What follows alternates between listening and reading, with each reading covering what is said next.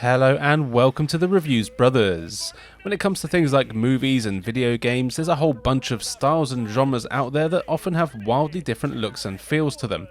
Recently, the style that I can't get enough of is the cyberpunk look. Often set in the near or distant future with dystopian themes, cyberpunk things often have a great contrast of bright neon colours as well as dark, dingy areas full of people with crazy hair and clothes, and I love it. With that in mind, I thought I'd let you know about some of the games that I've been playing recently that scratch that cyberpunk itch. Now, I'm sure that some people will probably say that some of these games aren't cyberpunk, but as far as I'm concerned, they all fit the aesthetic that I'm talking about, and you'll see what I mean. So, with that in mind, how about I shut up, you press that subscribe button, and we take a look at some games. I might as well get this one out of the way. It's Cyberpunk 2077 being shown here on my sexy PlayStation 5. I originally played through this on the PlayStation 4 and absolutely loved it, even though it did have a few bugs, glitches and performance issues, though nothing game breaking like the bedwetting internet will have you believe. Coming back and starting again on the PS5 though, the game is noticeably better, and even though I'm only a few hours back into it, I'm already hooked again. But what's it all about? You play as V, and at the start of the game you decide what sort of person V is, with a few choices of gender, personality type, as well as being able to customise your character. Of course, if you're like me, you'll give them a cracking pair of tits as well as a massive cock, otherwise you're doing it wrong. And yes, those are actually things you can choose at the start of the game. Then, depending on what you choose, you have a few different beginnings that all eventually tie into the same story. You meet a guy called Jackie, who is great, and you basically become a funky freelance criminal pair, doing jobs for cash. Eventually, you do a job that leads you to having a chip put in your head. Turns out this chip contains Keanu Reeves, and it means that you only have a short time to live. So you spend the game going around doing a whole bunch of crazy things to try and stop yourself from being killed by the chip. Now, that really is not doing the story justice, as there is a crazy amount of detail in here that happens. There's dozens of characters you meet and a whole host of choices, side quests and more along the way, but we've only got a few minutes here. I'm sure you know by now, but the game is a first-person action RPG. You have a huge open world where, after an admittedly bloated introduction, you are given free reign of it. You can explore every inch of Night City and its surrounding areas, where you'll need to complete missions and meet new people to get more side quests. The side quests range from short fetch ones to wacky drug-fueled nightmares, and there's a great mix in there. The story missions are far more cinematic, as you'd expect, and you'll find yourself getting really attached to some of the characters, and you never know, if you're lucky you might even get to bang a few of them along the way.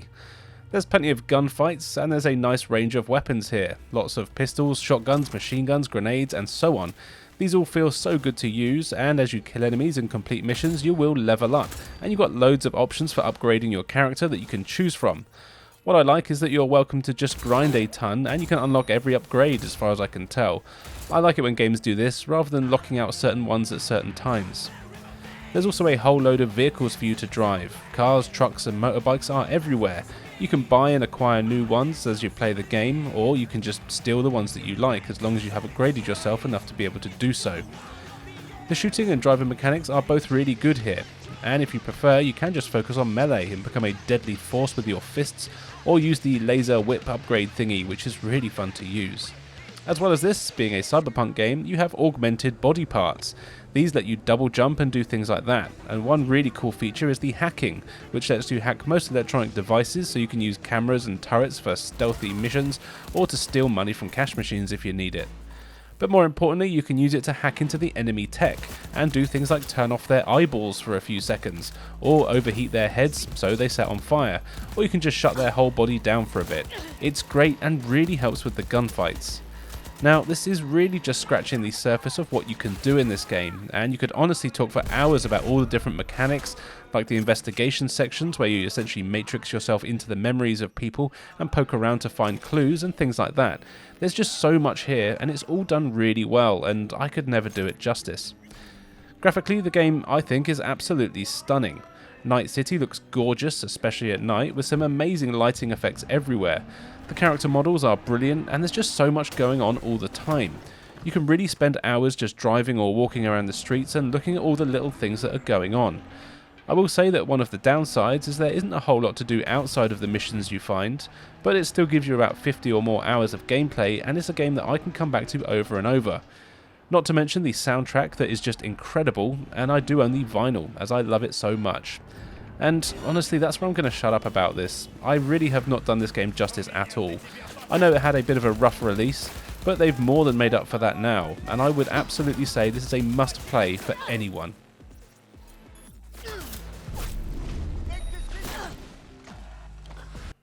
Next up is Blade Runner Enhanced Edition, also being shown here on the PS5, as are most of the games here, just to warn you.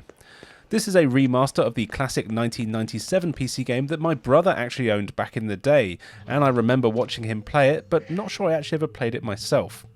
It's a point-and-click adventure that is set in the same universe as the original movie, actually taking place at the same time as the movie, with events that do occasionally cross over, which is nice for the fans.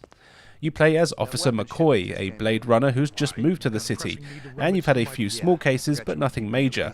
Then there's an incident at a real animal pet store. In case you're wondering, in this universe, real animals, even dogs and cats, are extremely rare, and people have robot versions of them instead, rather than the real ones.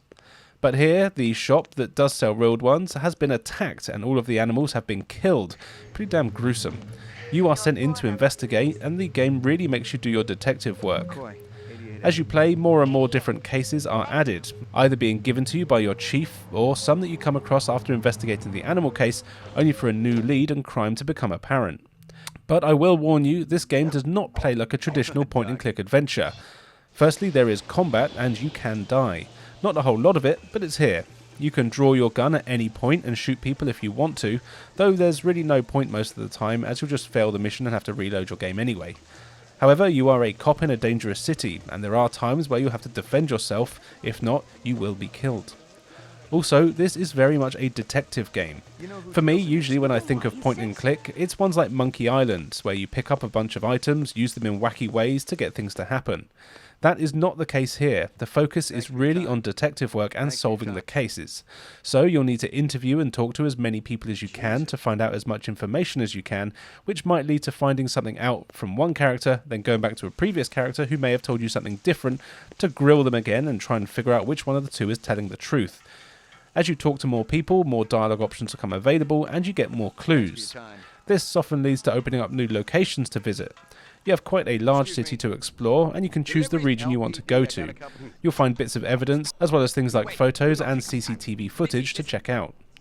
When you have new items, you can take them to the police station, where the forensics guy will tell you about what you found, also often leading to new places coming available. You also have to run the CCTV footage through your Esper machine, which fans of the movies will remember. It lets you zoom in and enhance on certain footage, letting you find more clues. This is fun to do, though it is pretty tough, so do be warned.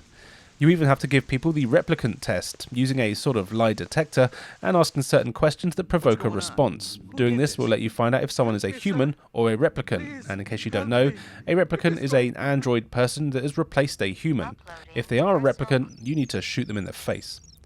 All your clues and conversations are handily recorded in your PDA thing called the KIA. This lets you easily go back through things you've found out, which is handy if you haven't played for a few days and can't remember what's what. It is worth noting that this is a very slow-paced game, and you will need to visit these same locations over and over to look for new clues and speak to characters multiple times. But honestly, I never really found it a problem. Once you realise what sort of game this is, you can easily get sucked into the atmosphere, and you really want to interrogate people to see what they have to say. The gameplay can be tricky though, especially here on the PS5. You move a cursor around the screen and you have to be quite precise when pointing it at things. It'll turn green when you can interact with something, and it is easy to miss things as there's no item highlighting or hints or anything like that. Playing on a PC would definitely be much better with the more accurate mouse, so that's definitely the way to go if you can. But still, this version is perfectly playable, even if I was stuck for over an hour because I didn't realise a shiny thing on the floor wasn't a puddle like I thought it was, instead it was a piece of metal that had fallen off a car that I needed. And speaking of the graphics, they are good. Keep in mind this is a remaster of a 1997 game, so don't expect to look modern. It's all pre-rendered sprites mixed with FMV, and I actually quite like the style, and I do remember being blown away when my brother had it. It does look pretty grainy, even with the remaster. In fact, I'd say the remaster doesn't really add anything to the graphics, and you can barely notice a difference when you switch. But you can't deny the actual designs are brilliant and the atmosphere is spot on.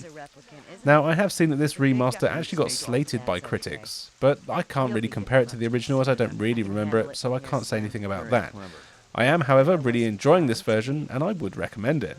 But if you are able to play on the PC, it might be worth doing a bit of research first, as you can actually get the original version on GOG, which might be the best way to go. Thanks for your time.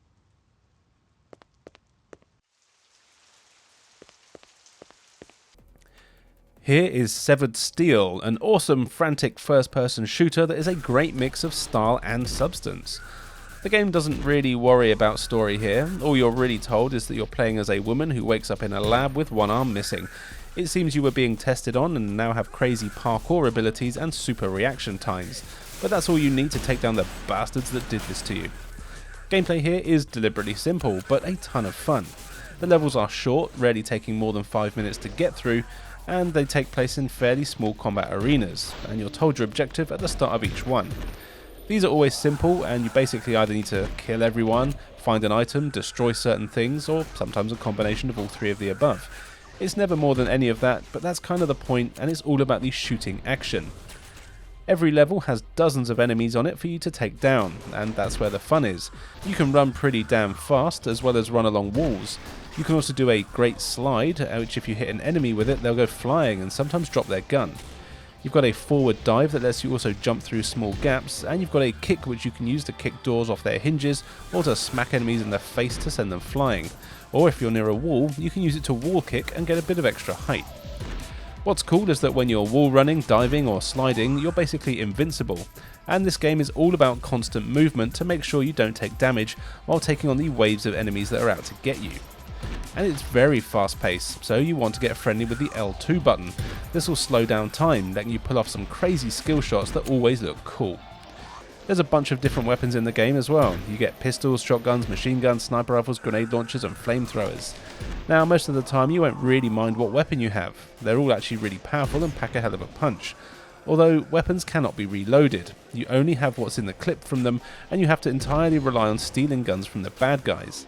This is done in a few ways, either by killing them so they drop their gun, or you can kick it out of their hand to make them drop it, or alternatively you can literally just run up to them and you automatically steal any weapon that they're not holding, as most enemies have 2 or 3 weapons on them at any one time. This is fun to do and essential for surviving. You can slide kick people to kill them as well, but really you want the guns. When you're out of ammo, you can also throw your weapon at them to kill them or distract them. What's also cool is that the levels are made of voxels, at least I think that's what they're called, and they are fully destructible. If you have weapons powerful enough, you can just blow a hole in the wall to get around.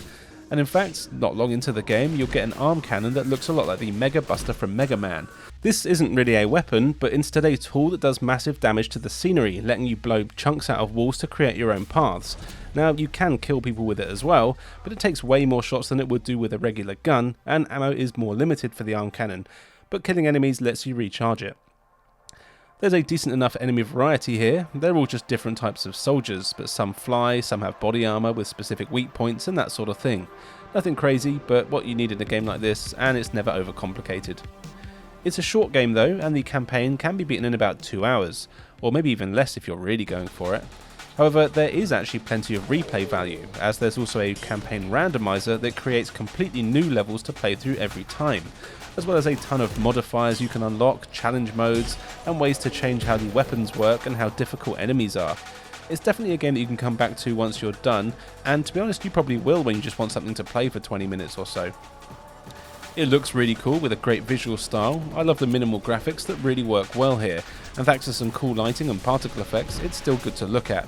The voxels give everything a unique look as well. The controls are also super smooth, and they need to be for a fast-paced action game like this. I never had any issues with them here. The game lets you do full 360-degree jumps and flips, and it's so easy here, and it would be just as fun using a keyboard and mouse. And I'm sure PC gamers will tell me it's infinitely better to do so in fact. Fair enough. Overall, this is a simple game that was made by a small team, in fact mostly one man I believe, but it's a hell of a lot of fun. I've been told there is a spiritual sequel out there, which I would definitely be taking a look at in the future.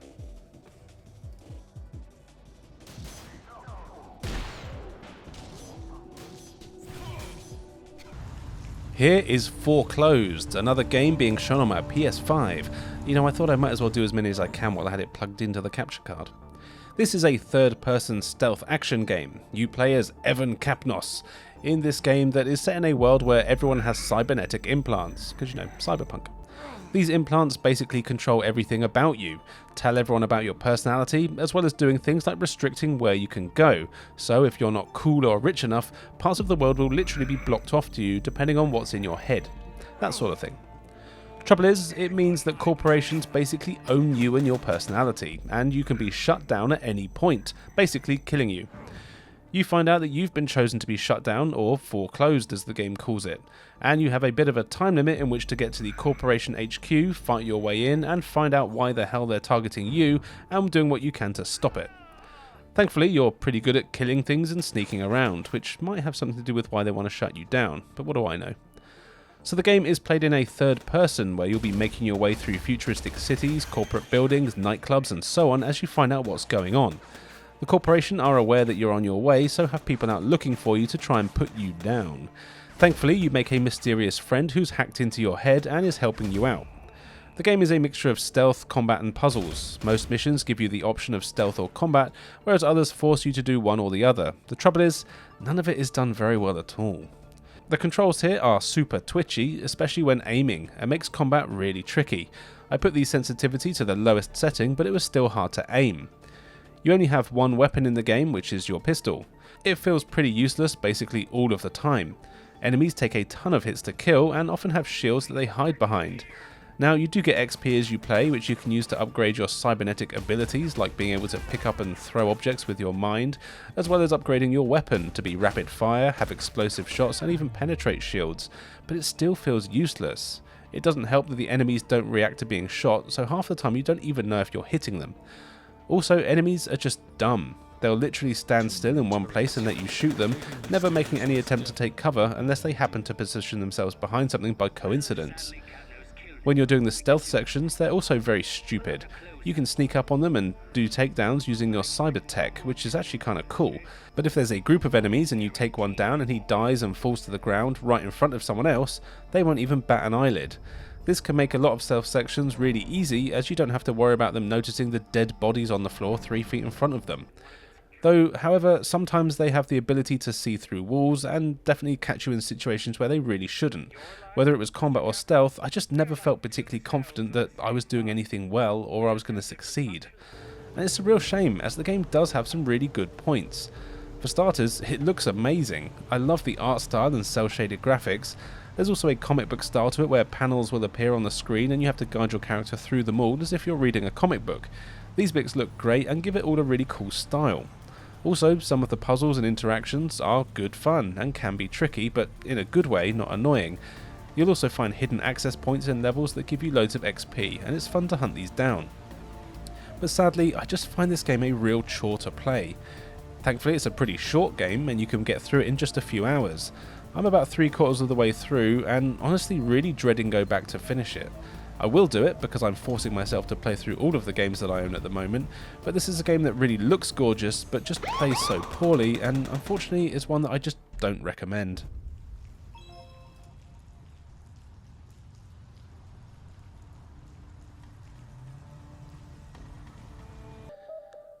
Next up is Sense, a cyberpunk ghost story, and this is being played on my Steam Deck. This is an interesting survival horror point-and-click adventure game thingy. You play as Maylin Mac in the year 2083, and you're heading into the centre of Neo Hong Kong to meet someone for a date. Then you get to the bar and you start to feel a bit strange, and your augmented eyes start acting weird. You go to the bathroom to take off your face and see that you're alright, and when you come back out, the whole world seems to have changed into a derelict apartment block full of scary weird shit. And what's more, there are ghosts all over the place now, some of which are friendly, some that just want to be put to rest, and some that want to eat your face, and probably your giant rack too. The game plays from a side-on perspective. You can only move left and right, and this is a fully 2D game. Well, actually, I guess it's 2.5D. You spend basically the whole game exploring an abandoned skyscraper where loads of murders have happened. Some of them are connected, some are on their own. There's a little story for each of the ghosts that you encounter, and you'll need to find out what happened to them as you figure out how to lay them to rest. The gameplay is actually pretty simple here. You're always in an area with a bunch of locked doors. You'll need to explore everywhere you can to find items that will eventually let you open up the other doors in the area that will then let you find whatever items it is you need. There are puzzles, but these are basically just a case of finding the right item and using it in the right area. It's never actually particularly difficult, as it literally is just a case of exploring every area over and over again and interacting with everything you see, and eventually you'll just win. This has moments where it's addictive, as the story really is quite interesting. So I wanted to keep exploring. But also, there were times where I realised that all you need to do is wander back and forth and check everything over and over again. This does mean that there's a lot of backtracking, and it does feel like it's there for padding and doesn't really add anything to the game. Having said that though, I do actually quite like this one, mainly thanks to its mix of some of my favourite things: horror, cyberpunk and giant boobs. As it's set in Hong Kong, you have scary Asian ghosts that are actually pretty creepy. Men whose necks are snapped all the way back and walk backwards towards you, creepy girls that have been murdered, disfigured spirits, the game has it all. And what's interesting is that you can be killed, so make sure to save often. It's kind of like Blade Runner in that sense, I suppose. If the ghosts catch you, they will murder you in some pretty gruesome ways, which I actually did deliberately let myself caught a few times to see what happened. As well as this, there's traps and sections of the game that if you aren't careful will also kill you, like walking into electrified water or sections where you can fall to your death and things like that. It does mean that when you enter new areas you've got to be a bit careful and not just assume that you're fine. The game is also longer than I expected. I've been playing it for about 3 hours now and I expected it to be finished, but more and more twists keep happening. I'm not complaining though, as I do really like seeing the new ghosts that appear and finding out the story behind what happened to them. This game has a pretty good atmosphere. It looks decent enough. It uses that marionette style of animation that I'm not really a massive fan of, as it does look kind of cheap. But the designs on everything are great, and I like the spooky settings mixed with the neon cyberpunk aesthetic. It's a nice mix that's very unique. Overall, I do think this is a really interesting game. I would recommend it if you're into survival horror games, though only if you can get it for cheap. Oh, and in case you're wondering, no, there's no booby action here. The clothes stay on.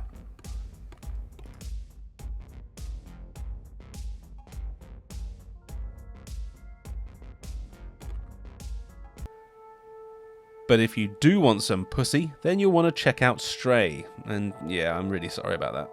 Stray is a really cool game where you play as a stray cat, funnily enough.